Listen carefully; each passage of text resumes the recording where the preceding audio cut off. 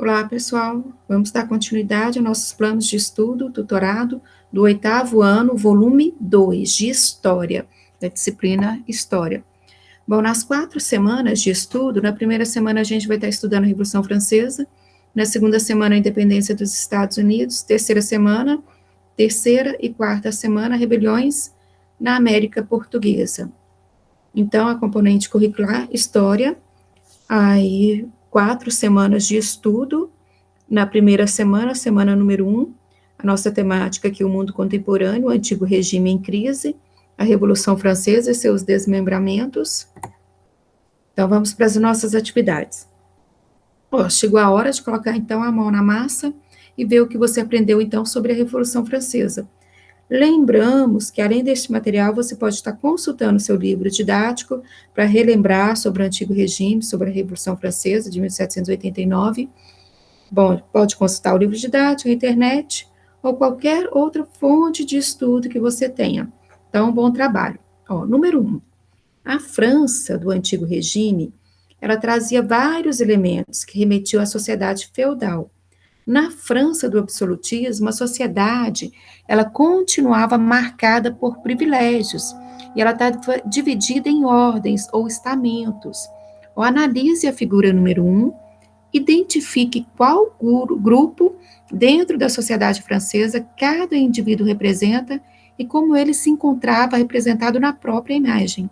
Associe a imagem deles às camadas presentes na pirâmide social da imagem 2, identificando o estado a que pertence, se é primeiro estado, se é o segundo estado ou terceiro estado.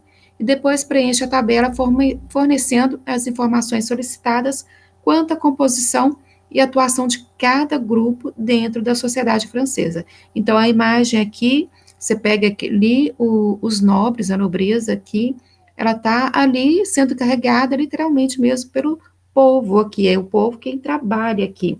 Só para a gente relembrar, então, no antigo regime, a França, nessa época ela vivia o quê? Com 28 milhões de habitantes. A França, desse final aqui do século XVIII, era o país mais populoso da Europa e também um dos mais injustos.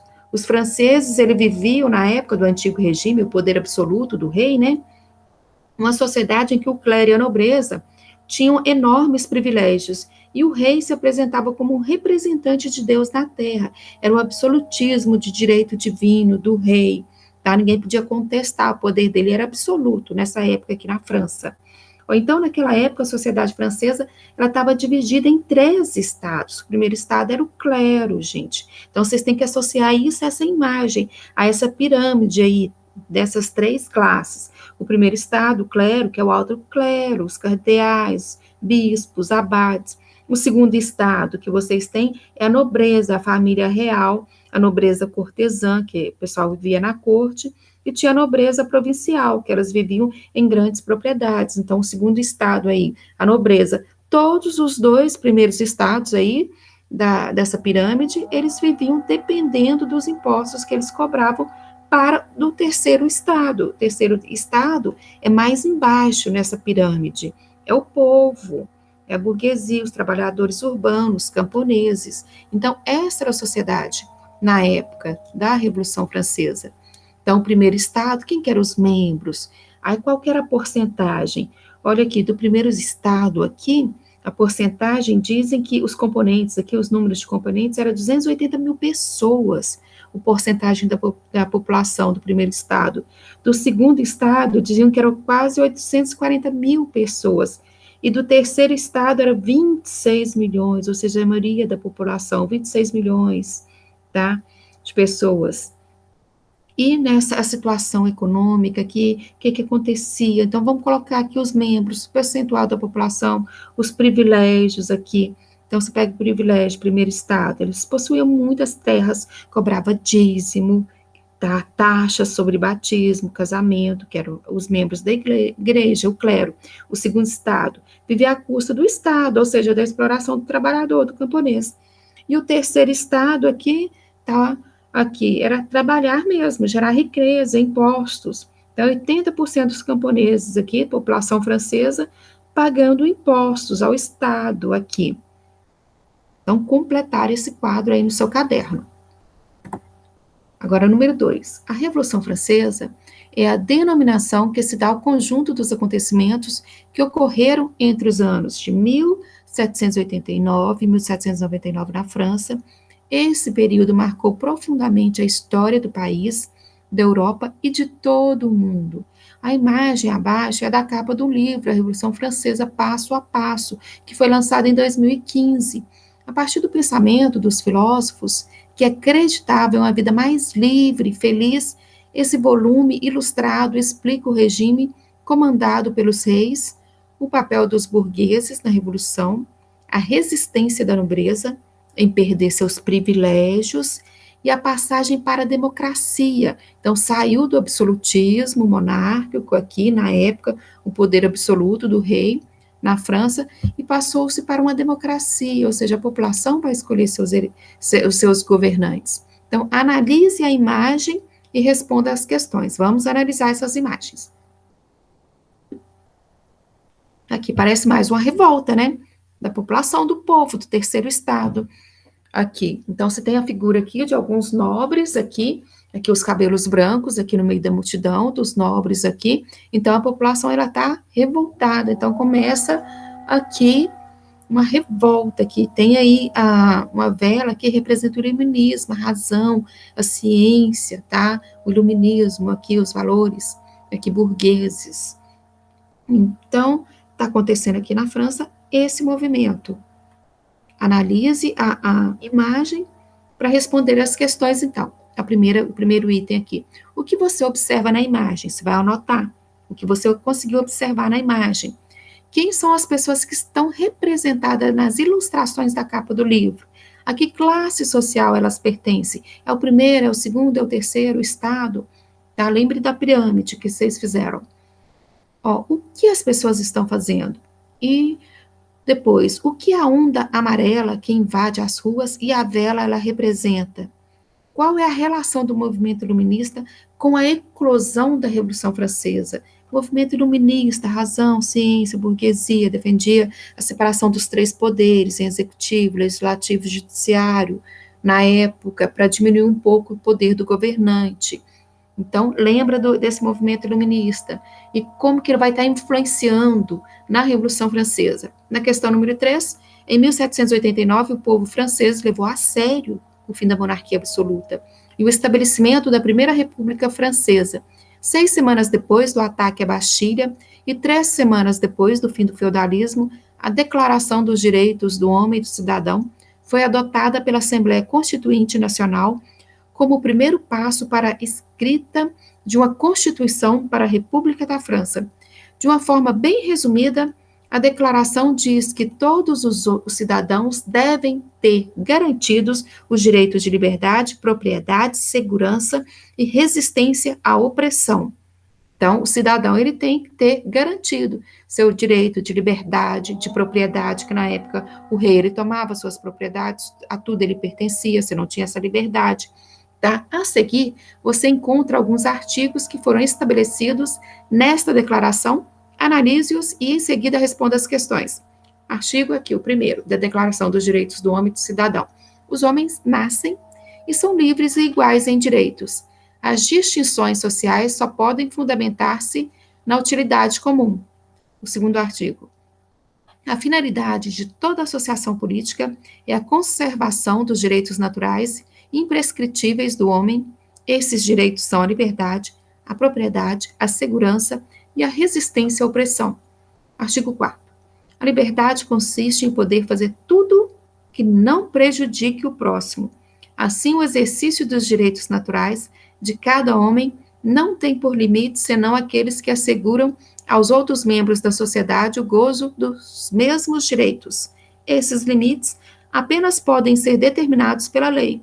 E artigo 6º aqui, a lei é a expressão da vontade geral, ou seja, do povo, dos cidadãos aqui.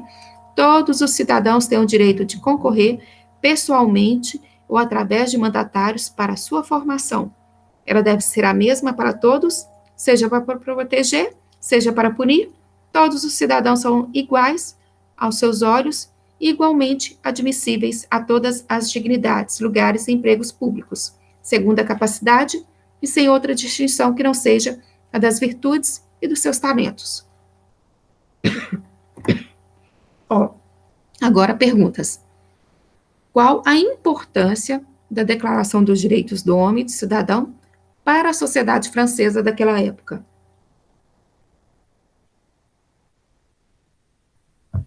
Segundo item, em relação à característica estamental da sociedade pregada pelo feudalismo, qual o maior benefício que a declaração traz para a sociedade francesa do século XVIII? Essa declaração dos direitos do homem, gente, e do cidadão, por que ela é importante, tá? Terceiro item, o que a declaração estabelece com os direitos naturais e imprescritíveis do homem? Quais eram aqueles direitos naturais? Voltem lá, gente, ó, liberdade, propriedade, segurança, resistência à opressão. Ó, depois, será que a declaração garantiu os direitos de todos os cidadãos na prática? Será? Reflita sobre o papel da mulher no contexto que se seguiu a Declaração dos Direitos. Será que em 1789 a mulher tinha acesso ao voto? Ela podia escolher seus governantes? Já que está aqui colocando o fim da opressão, tá? Uma democracia, você vai eleger seus governantes. Será que ela estendeu a todo mundo? E o último item, qual a contribuição desse documento, que é a Declaração dos Direitos do Homem e do Cidadão, para a nossa sociedade atual?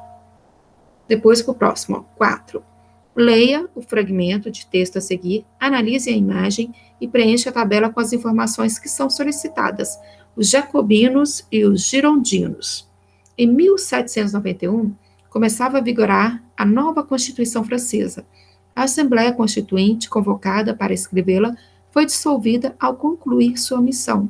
Em seu lugar, passou a funcionar a Assembleia Legislativa Francesa, que foi palco das disputas que estavam sendo travadas na sociedade como um todo.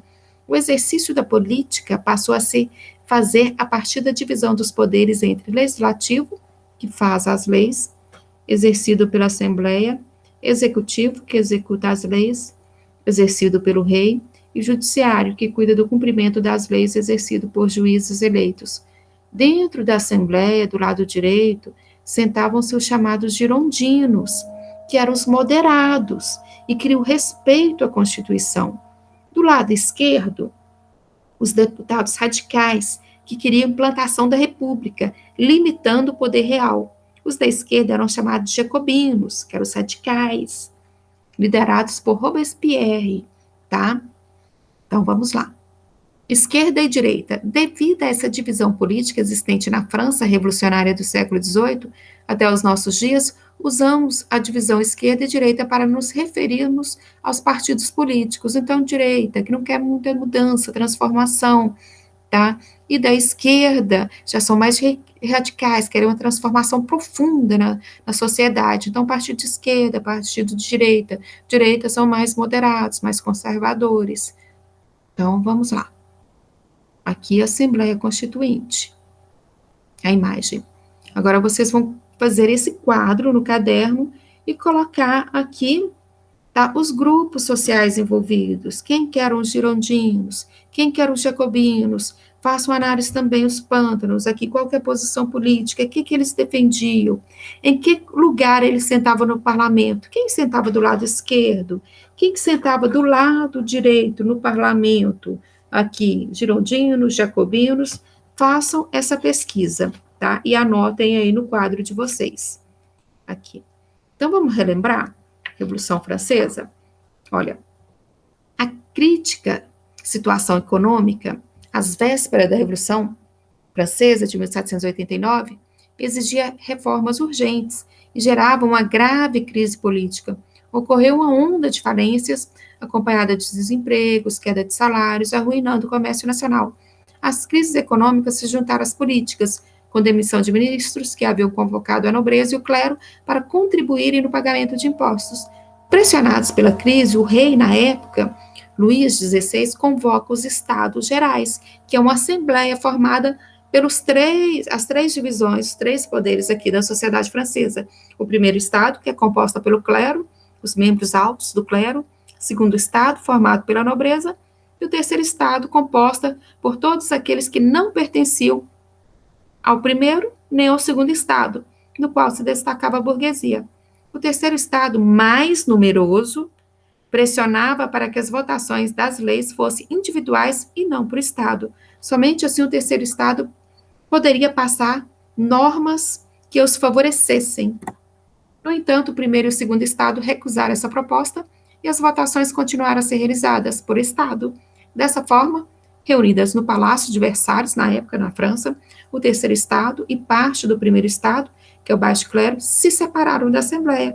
Em seguida, declaram-se representantes da nação, formando a Assembleia Nacional Constituinte e jurando permanecer reunidos até que ficasse pronta a Constituição. Então, na época, gente, foi uma verdadeira revolução que está acontecendo na França, em 1789. Realmente, a burguesia, o povo toma o poder. Acaba-se com a monarquia, acaba o poder do rei, que era passado de geração em geração. Aí a imagem da guilhotina. Então, as pessoas, na época, que não concordavam com essa mudança, a maioria aqui, os nobres, são decapitados pelo povo, pelo terceiro estado. São mais de 3.000 nobres que vão ser decapitados na França, nessa revolução, em 1789, tá? Então, aqui é os ideais do iluminismo, liberalismo, a democracia, liberdade. Então, 1789. Aí vai ser a Declaração dos Direitos dos Homens, tá? Na época, 1789. Depois que acaba essa Revolução Francesa, tá? Quem que vai entrar em destaque aqui no exército era o Napoleão Bonaparte na época, tá? E como estava uma bagunça, um caos na França, ele é chamado, então, para colocar, vamos dizer assim, ordem, tá? Ajudar aqui. E acaba se tornando, então, governante nessa época na França. Depois dessa revolução, hora que eles realmente tiram o poder do rei, é decapitado, levado para a guilhotina, era a arma de guerra na época, tá? Quem não concordava com essas mudanças eram decapitados, e aqui entra, então, a presença aqui do Napoleão Bonaparte. Seria interessante vocês fazerem uma pesquisa sobre a vida, a história de Napoleão Bonaparte. A Revolução Francesa, vamos pegar um pouquinho aqui sobre a história, então, do Napoleão Bonaparte. Em 10 anos, de 1789 a 1799, a França passou por profundas modificações políticas, sociais e econômicas.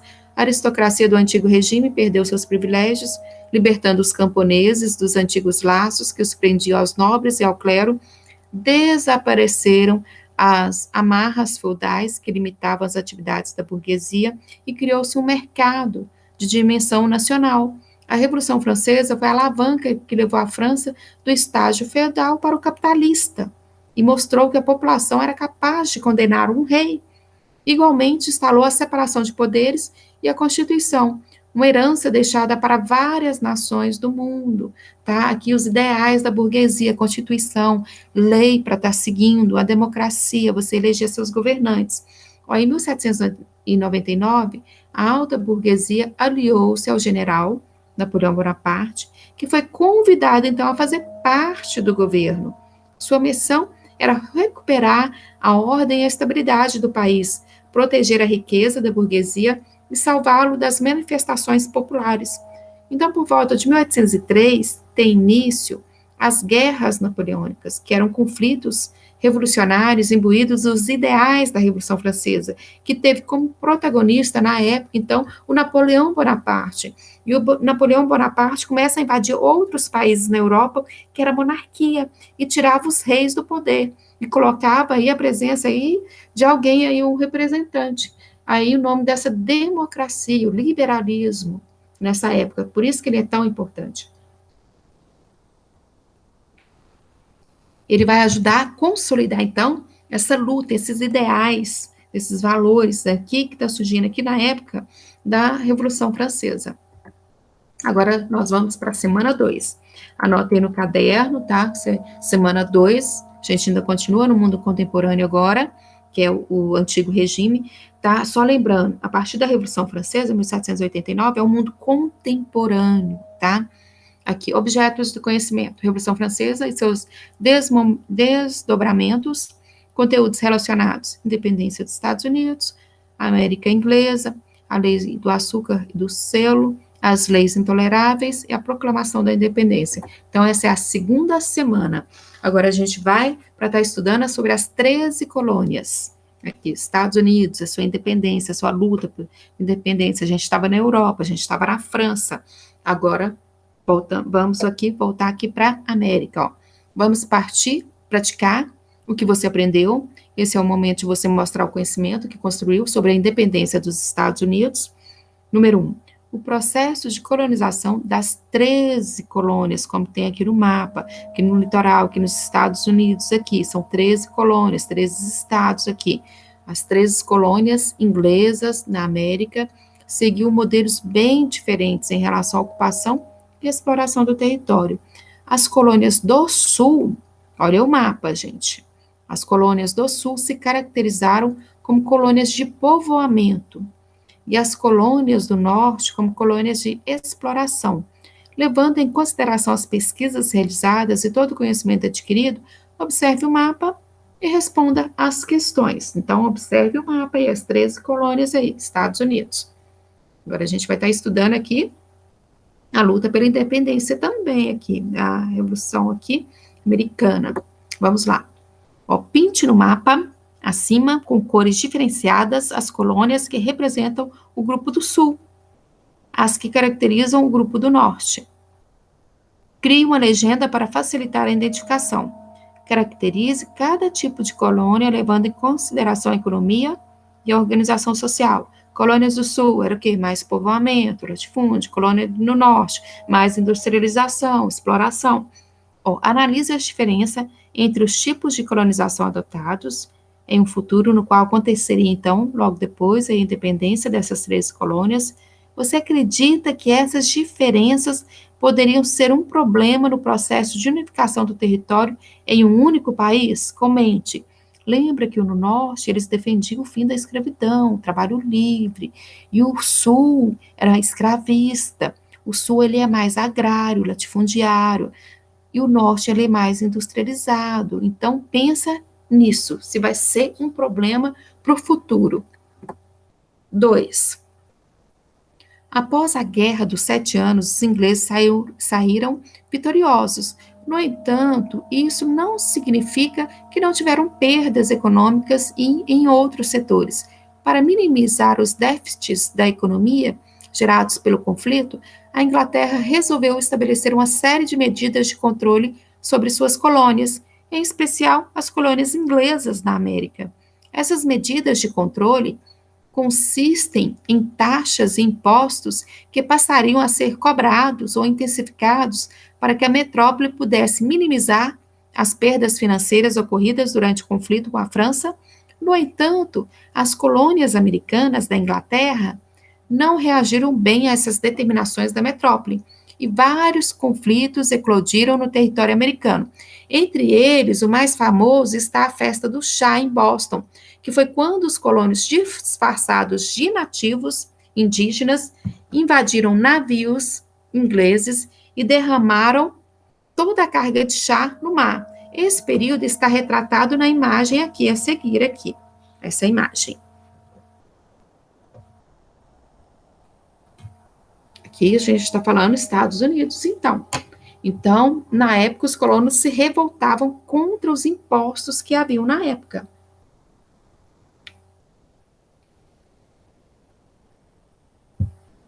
Para além da lei do chá, outras medidas de arrecadação financeira foram estabelecidas. Após analisar a imagem e baseado nas suas pesquisas, então, na internet, no seu livro didático, preencha a tabela a seguir com as informações solicitadas. A lei do açúcar aqui. Aqui. Qual é o ano de origem? Aqui. Esse ano de origem, gente, é 1764. O que determinava? Que essa lei do açúcar, o que aconteceu? Eles tentaram aqui aumentava os impostos que os colonos deveriam pagar sobre o melaço, sobre o vinho, sobre o café, a seda, o linho nos seus portos. Também obrigava os colonos a comprar o melaço para fazer o rum, a bebida deles, das Antilhas inglesas. Antes, os colonos compravam o melaço, o açúcar, o melaço, de quem vendesse mais barato, Por exemplo, tinha as Antilhas francesas ou dos holandeses. Os colonos organizaram vários protestos, mas não foram ouvidos. Então, eles se revoltaram. Depois tem a outra, que é a lei do chá. Quando que ela vai estar acontecendo? Em 1773. A Inglaterra entregou à Companhia das Índias Orientais, sediadas em Londres, o controle sobre a venda do chá para as 13 colônias. Disfarçados de índios, aí cerca de 150 colonos vão invadir 3 navios ingleses no porto de Boston e atiraram o chá ao mar. Foi a festa do chá em Boston, ou seja, eles estavam se rebelando contra os impostos na época. A lei do selo, essa lei do selo é 1765, ano de origem. Ela dizia que todos os contratos, jornais, cartazes, cartas e certidões que circulavam nas 13 colônias deveriam receber um selo comprado no governo inglês. Os colonos reagiram invadindo agências postais e queimando maços de selos. E iniciaram uma campanha com o lema: sem representação não pode haver tributação. Isto é, se não tinham sido consultados, não podiam ser taxados, ou seja, pagar impostos. A Inglaterra acabou cedendo à lei, mas no ano seguinte lançou novos impostos. E a última é a lei dos intoleráveis. Essa lei, o ano de origem dela, é 1774. Em resposta ao episódio do chá, a Inglaterra decretou um conjunto de leis que os colonos norte-americanos consideraram intoleráveis, que são elas: o fechamento do porto de Boston, até que os colonos pagassem pelos prejuízos causados pelo derramamento do chá no mar, ocupação de Massachusetts pelo exército inglês, depois o julgamento dos colonos rebelados por tribunais ingleses, na época. Agora, a próxima atividade, 3. Em 4 de julho de 1776, era aprovada a Declaração de Independência das 13 colônias inglesas, em relação à sua metrópole, e era criado como consequência o primeiro país livre do continente americano, que era os Estados Unidos da América. Porém, a Inglaterra não aceitou a declaração e iniciou um conflito com as 13 colônias. Sobre a Declaração de Independência dos Estados Unidos, analise a imagem a seguir e leia um trecho do documento.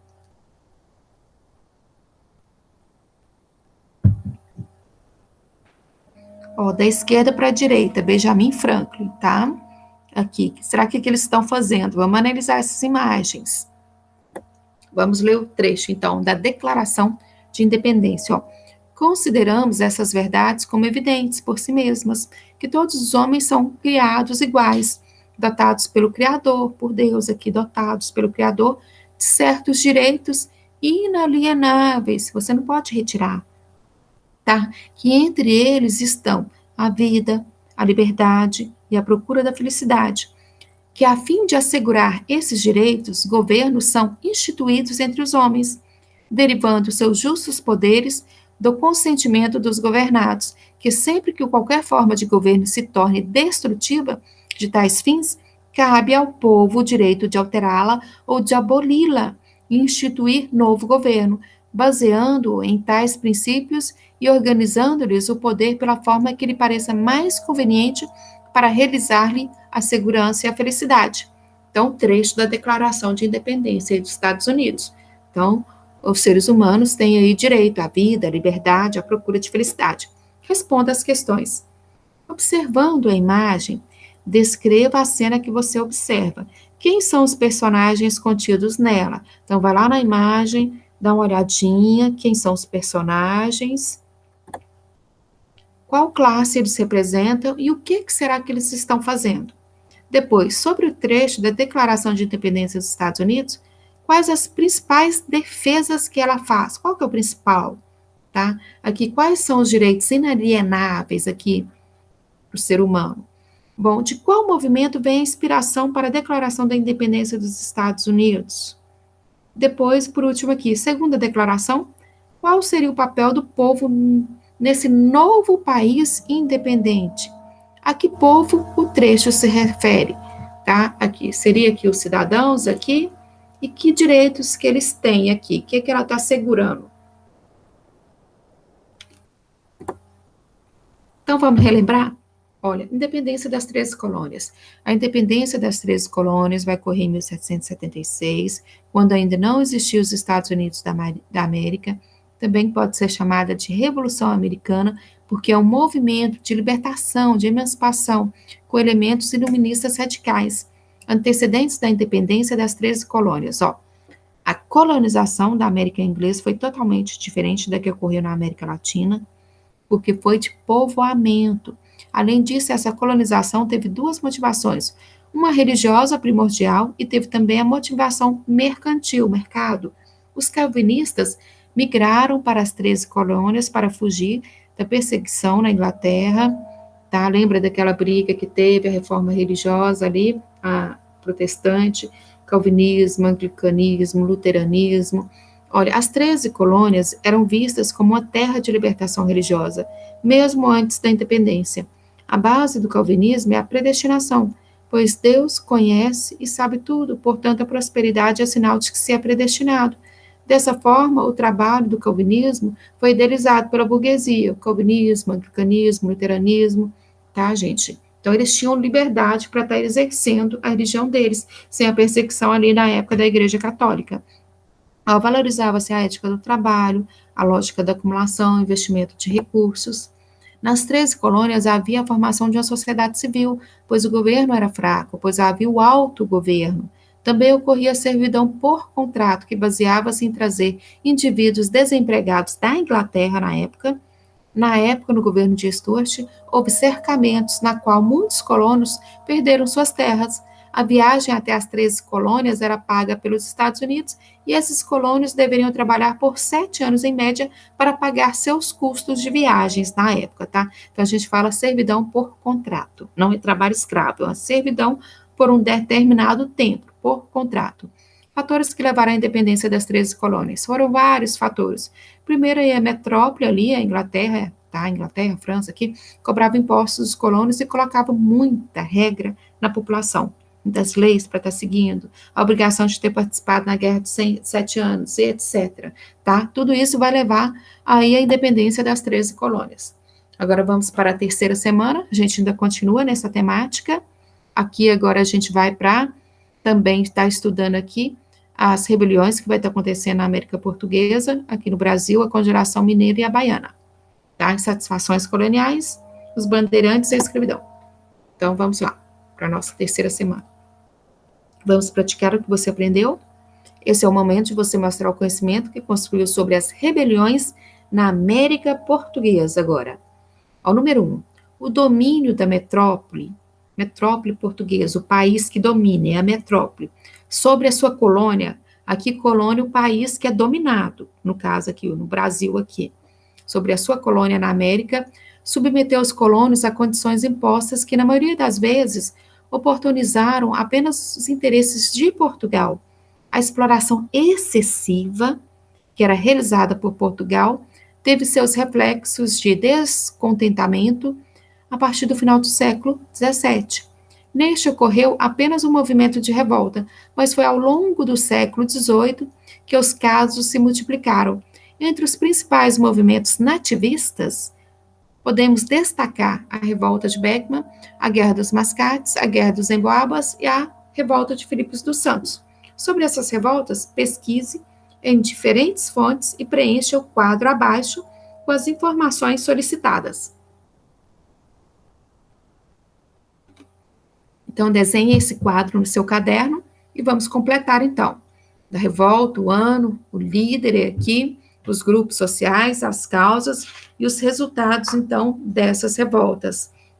Aqui a revolta de Beckman, a Guerra dos Mascates, Guerra dos Emboabas e revolta de Filipe dos Santos. Qual foi o ano, qual foi a província, o estado que aconteceu, quem era o líder aqui de cada revolta, tá? Quais foram as causas, o resultado final, o que aconteceu, se eles conseguiram ou não.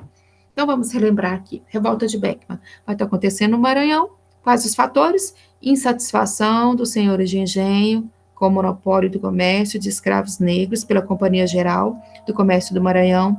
Insatisfação com a Companhia de Jesus, contrária à escravidão indígena. Líder, Manuel Beckman, senhor de engenho.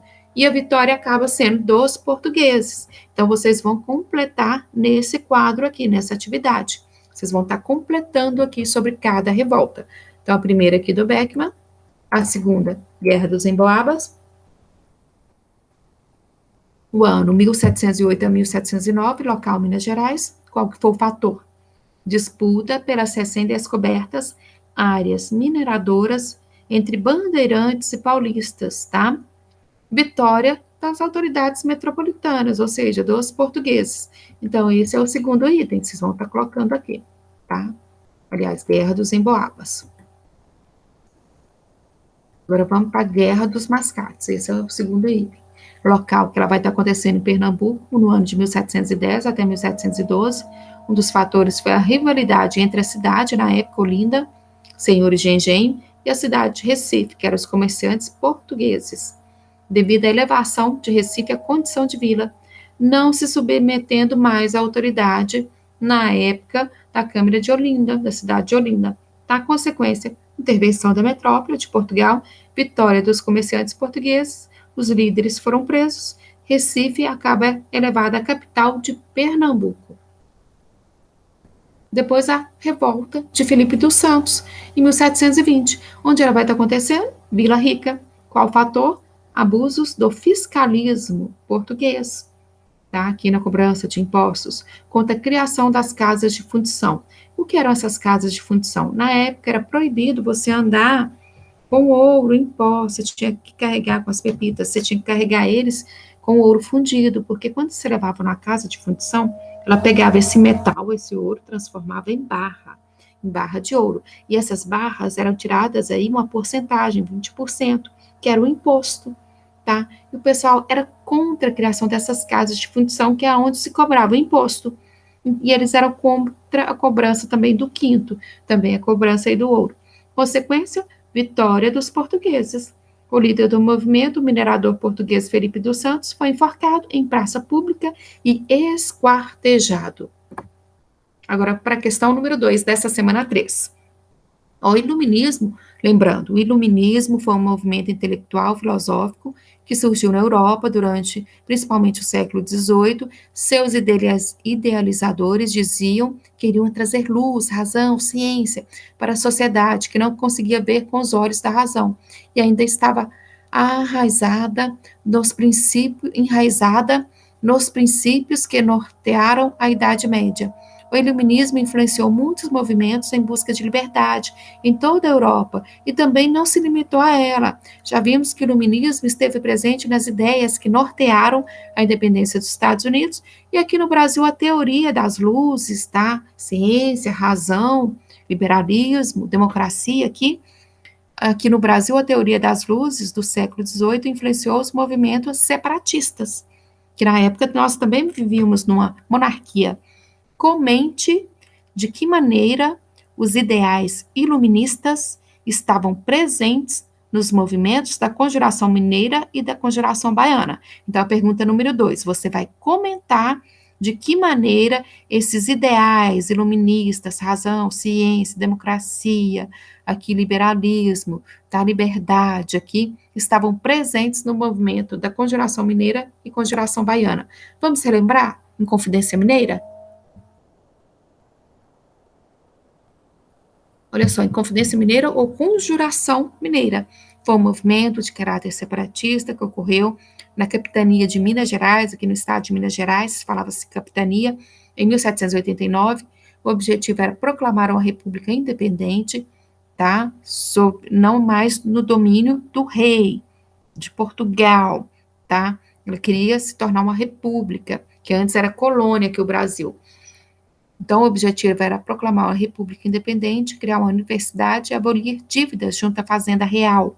O movimento, porém, foi descoberto antes do dia marcado para a eclosão por conta de uma delação de seus líderes, foram presos e condenados. Bom, quais são as causas, então, da Inconfidência Mineira? Porque a partir de 1760 a produção começou a cair, a produção de ouro, tá, gente? Mesmo com a diminuição da extração do ouro, o sistema e o valor de cobrança dos quintos devido à coroa mantinha-se o mesmo. Quando o ouro entregue não alcançava 100 arrobas de ouros anuais que tinha que entregar, era decretada a derrama, que é a cobrança forçada dos impostos na época. Esta consistia em cobrar da população, pela força das armas, a quantidade que faltava. Apesar de ter sido decretada somente uma vez, sempre pairava a ameaça de que a derrama poderia se tornar uma realidade. E isso assustava tanto os exploradores de ouro como a população. O custo de vida em toda a região aumentava, pois tudo era cobrado a prazo e com ouro. Desta maneira, os funcionários que detinham o monopólio do metal começaram a se endividar. Com isso, deixaram de fazer pagamentos aos comerciantes, agricultores e traficantes de escravos, que também foram arrastados para a crise. Igualmente, o Alvará de 1785 agravou a situação. Esta lei determinava o fechamento de manufaturas locais a pequenas indústrias, proibindo a existência do fabrico de tecidos de qualquer natureza. Isso obrigava a população a consumir apenas produtos importados e de alto preço. Também as ideias do iluminismo, que apregoavam temas como a liberdade para os povos e questionar a ordem política vigente, circulavam pela capitania de Minas Gerais, ou seja, as ideias iluministas. Apesar da censura, mesmo assim, essas ideias iluministas circulavam em Minas Gerais. Essas ideias foram trazidas por estudantes brasileiros que tinham realizado cursos superiores na Europa e, através de livros, eles contrabandeavam esses livros e traziam aqui para Minas Gerais. Não se pode esquecer que os envolvidos nessa conspiração tomavam como exemplo a independência dos Estados Unidos. Ali, os colonos, revoltados contra o sistema fiscal de sua metrópole, tinham conseguido a independência da Inglaterra. Isso animou a elite mineradora a conspirar contra a metrópole, contra Portugal. Qual era o objetivo, então, dessa inconfidência desses mineiros? Os inconfidentes tinham uma série de propostas para a capitania de Minas Gerais, como romper com Portugal, adotar um regime republicano, a capital seria São João del Rei, queriam criar indústrias, fundar universidades em Vila Rica, acabar com o monopólio do comércio português, adotar o serviço militar obrigatório e instituir parlamentos locais que seriam subordinados a um parlamento regional. E a Conjuração Baiana, ou Revolta dos Alfaiates, já vai ser um movimento que vai estar acontecendo na Bahia, em Salvador, na época, com o intuito de proclamar a independência dessa província. Também foi influenciada pelo iluminismo, e seus membros foram delatados ao governador, que prendeu os participantes antes dos planos serem postos em práticas. Por isso, vemos que ambas revoltas têm o mesmo contexto histórico e possuem objetivos parecidos, semelhantes. Olha só, questão 3. Duas revoltas separatistas que ocorreram no período colonial brasileiro ganharam muito destaque. Um foi a Conjuração Mineira, em 1789, e outra baiana, em 1798. Pesquise e levante as principais características desses movimentos que aconteceram em Minas e na Bahia no final do século XVIII. Então, vocês vão pesquisar quem foram os líderes desses movimentos, qual que é o grupo social que era, quais eram as causas, o que eles queriam e qual foi o resultado, ok? Agora vamos para a questão número 4. Após estudar sobre as revoltas nativistas e separatistas do período colonial brasileiro, utilize as informações construídas e marque no mapa abaixo as províncias em que aconteceram as revoltas pesquisadas.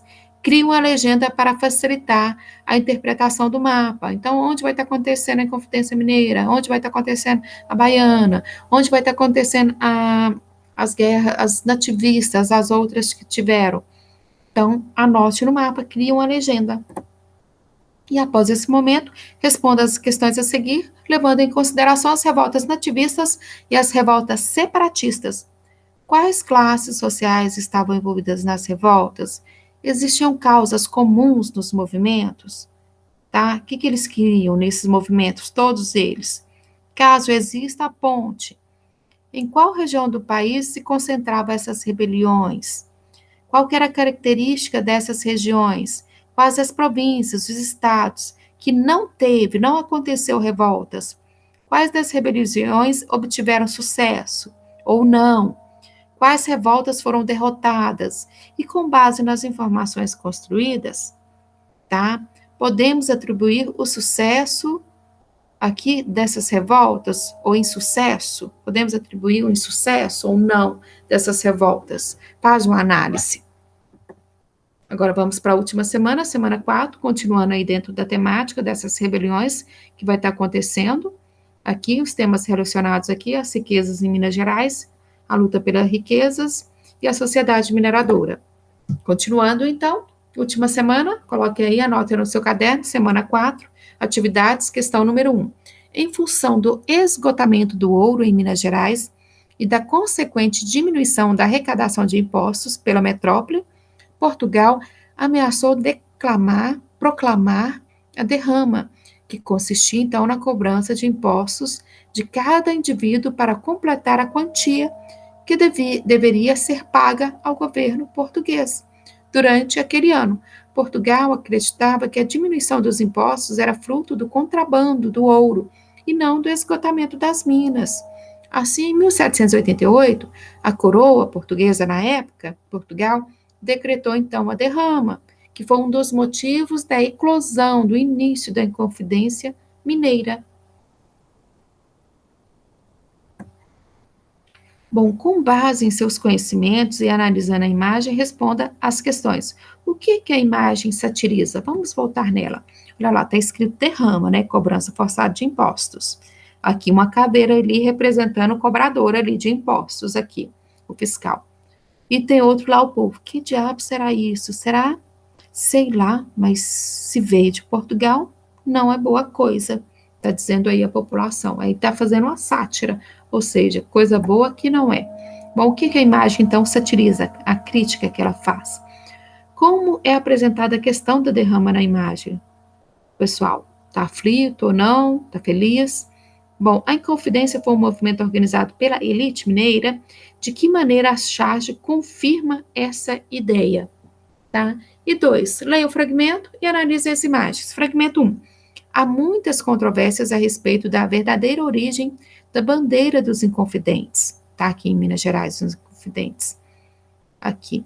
Segundo informações, ela é a junção das ideias de vários dos Inconfidentes. O fundo branco teria sido proposto por Cláudio Manuel, o triângulo verde, sugerido por Tiradentes, e o lema latino, liberdade ainda que tardia, proposto por Alvarenga Peixoto.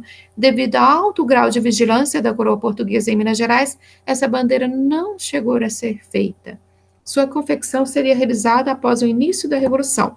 Aqui, a primeira, tá, que eles fizeram aqui. Liberdade ainda que tardia. Fragmento 2. A bandeira de Minas é composta por um triângulo vermelho sobre o fundo branco, contornado pela expressão em latim, lema da Inconfidência Mineira, que significa liberdade ainda que tardia. Mesmo que seja tarde, ou seja, mas liberdade ainda que tardia. A atual bandeira do Estado de Minas Gerais foi instituída pela Lei 2.793, de 8 de janeiro de 1963, sancionada então pelo governador José de Magalhães Pinto. O triângulo remete à Santíssima Trindade e foi proposto por Joaquim José da Silva Xavier, o Tiradentes, um dos participantes do movimento da Inconfidência, que buscava a libertação da coroa portuguesa. Já a frase em latim proposta por Alvarenga Peixoto, outro inconfidente, foi retirada de um versículo do poeta romano Virgílio. Aqui a imagem, liberdade ainda que tardia, da nossa bandeira. Agora responda as questões. Identifique as semelhanças e as diferenças entre as bandeiras dos Inconfidentes e a atual bandeira de Minas Gerais. O termo em latim, liberdade ainda que tardia, foi proposta por Alvarenga Peixoto e mantido na bandeira atual do nosso estado, aqui em Minas Gerais. No contexto da Inconfidência Mineira, de que maneira esse termo latino traduzia os desejos do movimento? A liberdade ainda que tardia. De que maneira a nossa bandeira remete aos costumes e à importância da religião no contexto em que a mesma foi produzida? Depois, exercício número 3, leia a sentença de Tiradentes, analise a imagem e responda a questão. Sentença de Tiradentes.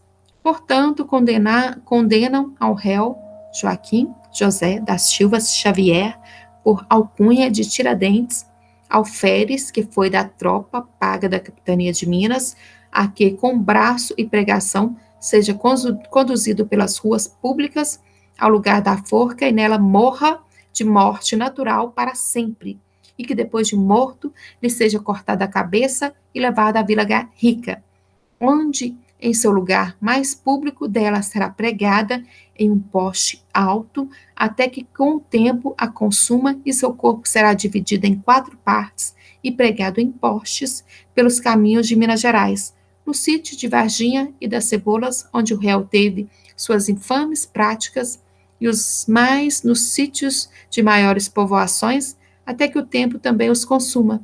Declararam o réu infame, e seus filhos e netos, tendo-os os seus bens, aplicam para o fisco e Câmara Real, e a casa em que viviam em Vila Rica será arrasada e salgada, para que nunca mais no chão se edifique, e não sendo própria, será avaliada e paga seu dono pelos bens confiscados, e no mesmo chão se levante um padrão pelo qual se conserve a memória deste abominável réu.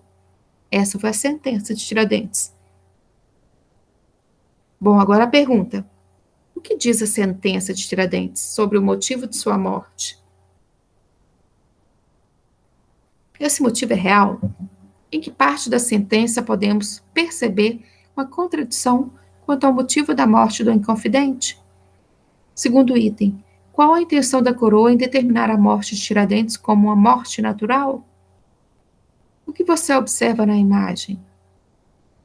A imagem do crucifixo e a própria representação de Tiradentes aproxima a imagem da morte dele à morte de Jesus. Qual a intenção nessa aproximação? Qual a finalidade da coroa em aplicar uma pena tão severa a Tiradentes? Então, responder essas perguntas.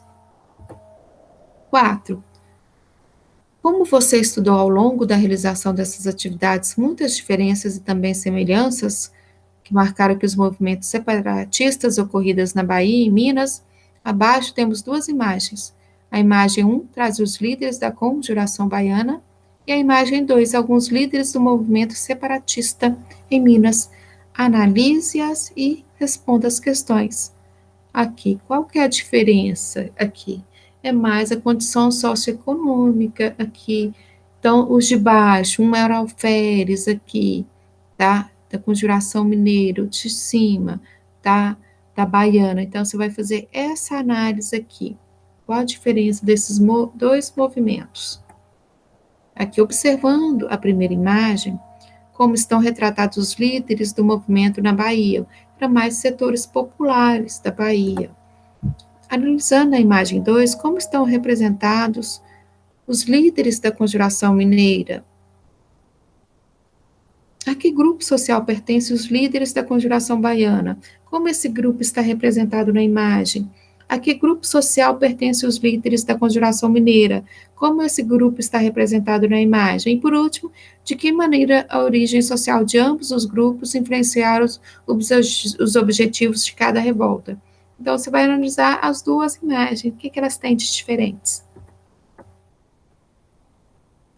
Bom, querido estudante, estamos finalizando uma trilha de aprendizagem que foi percorrida durante as últimas 4 semanas. Nossas expectativas eram que vocês aprendessem muito com esse material que foi preparado, com todo carinho, e esperamos que isso tenha acontecido. Caso tenha surgido muitas dúvidas e questionamento, anote, guarde-as, para que o mais próximo possível possam ser compartilhados com seu professor e com seus colegas quando todo esse período de crise passar. Até lá, vamos continuar construindo conhecimento juntos. Até a próxima. Agora vamos para as atividades complementares. Ó, número 1. No final do século XVIII, a França ainda vivia sob o antigo regime.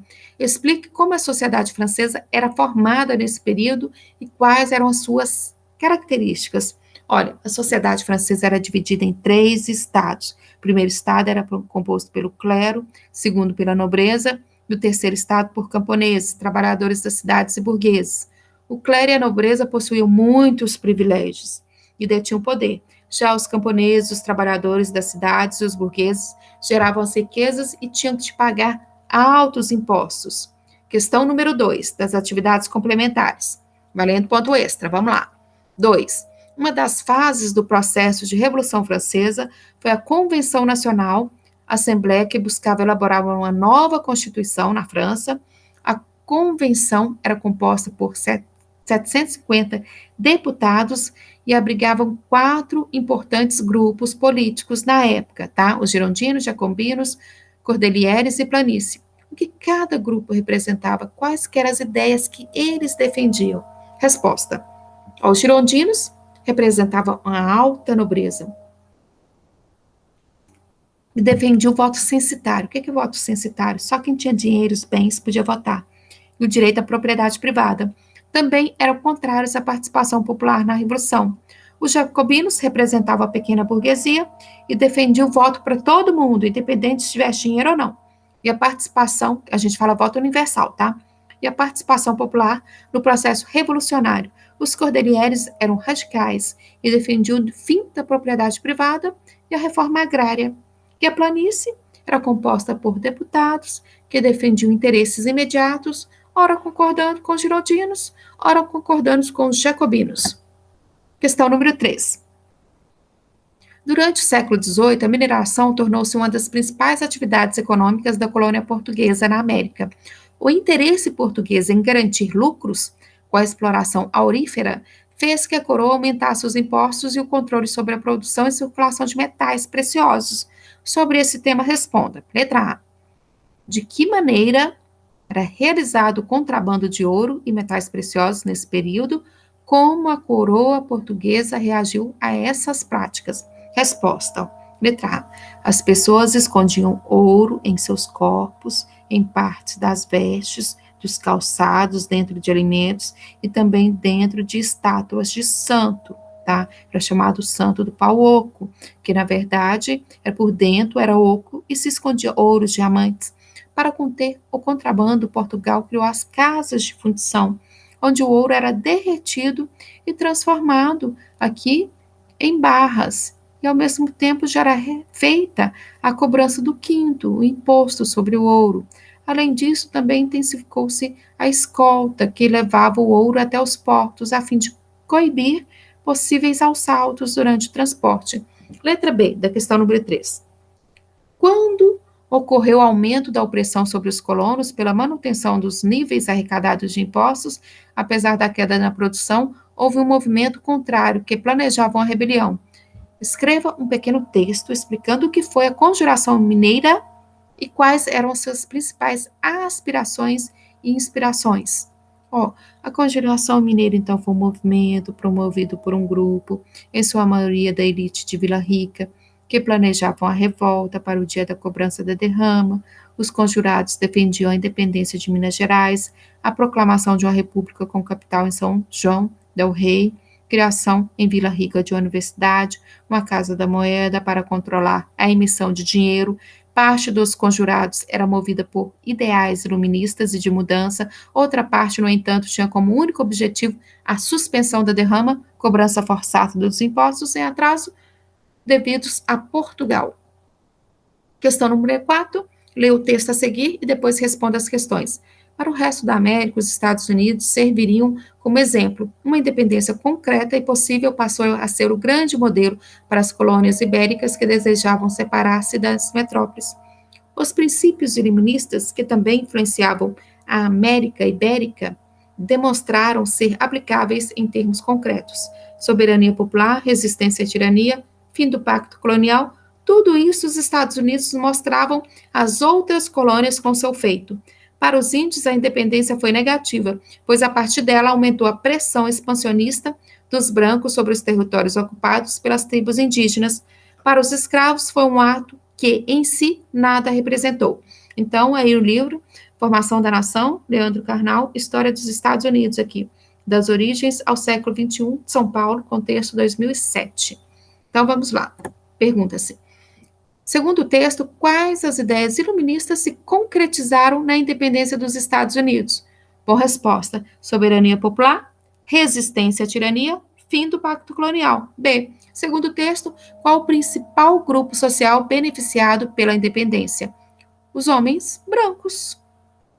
Bom, para hoje foi isso. Espero que tenham aprendido um pouco mais. Até a próxima. Obrigada.